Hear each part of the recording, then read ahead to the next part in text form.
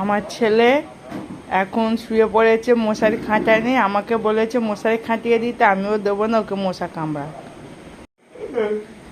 আজকে রাতে ওর একটু রাগ হয়েছে, ও একটু চিকেনের তরকারি একটু মানে তেল মশলা একটু রিচ রিচ খেতে ভালোবাসে, ওই রকম হয়নি, ওই জন্যে শুধু মাংস ঝোল আলু দিয়ে ভাত খেয়ে রাগ করে শুয়ে পড়েছে। কালকের ওকে ভালো করে চিকেন কষা করে আমি খাওয়া। সকাল হয়ে গেছে, এখনো ঘুমাচ্ছে।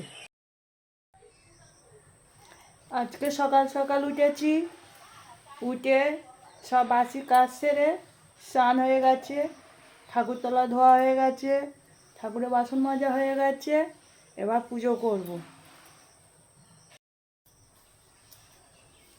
কাল থেকে আমার ছেলের রাগের কারণটা হলো জানিস বাবু, এবার আমি বুঝতে পারছি রুটি করিনি বলে। দুদিন ধরে সকালে করে টিফিনে মুড়ি খাওয়া হয়েছে, ওই জন্যে ও কালকে বলেছিল মা আমার রাত্রেবেলা রুটি করবে, তা আমি কালকে রাত্রেবেলা এত মাথা ঘুরছিল করতে পারিনি, ওই জন্য ওর রাগ হয়েছে। ওই জন্য এখনও সকালবেলা ঘুম থেকে উঠেনি, চান পুজো টুজো করে নিয়ে আজকে টিফিনে করব রুটি আর চা।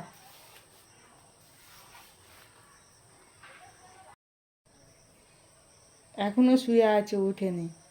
কয়টা বাজে? 7:30 বাজে, এখনও উঠেনি। বই নিয়ে বসবে তো, বলছি ওঠ, বলো পরে উঠছি, তুমি পুজো করে নাও।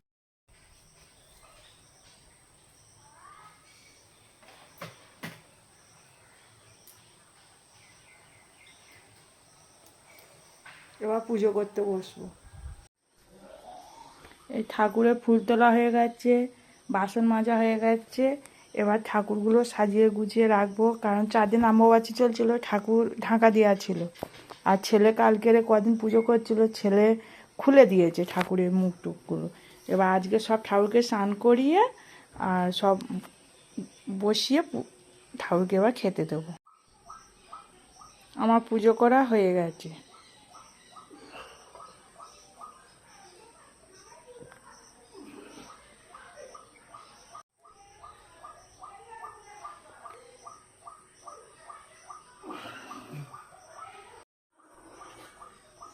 আমার বর খেয়ে খেয়ে পেটটা কলসি করেছে, আর এখন ভোর নিয়ে নড়তে পারে না, ওই জন্য এখন রোজ সকালবেলা উঠে ব্যায়াম করছে, আর ছেলে পাশে শিখিয়ে দিচ্ছে কিভাবে করতে হয়। ঠাকুরের বাসন জামা কাপড়গুলো ধুয়ে মেলে দিচ্ছে।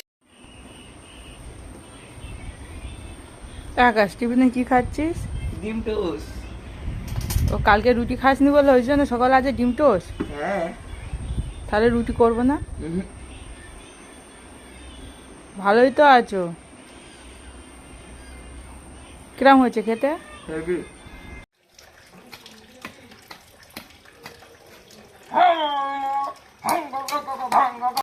ওই ওই কচু গাছগুলো কেটে দে না, যা পরে যাওয়ার সময় লাগবে, গোড়া থেকে কেটে দে ভালো করে। হ্যাঁ।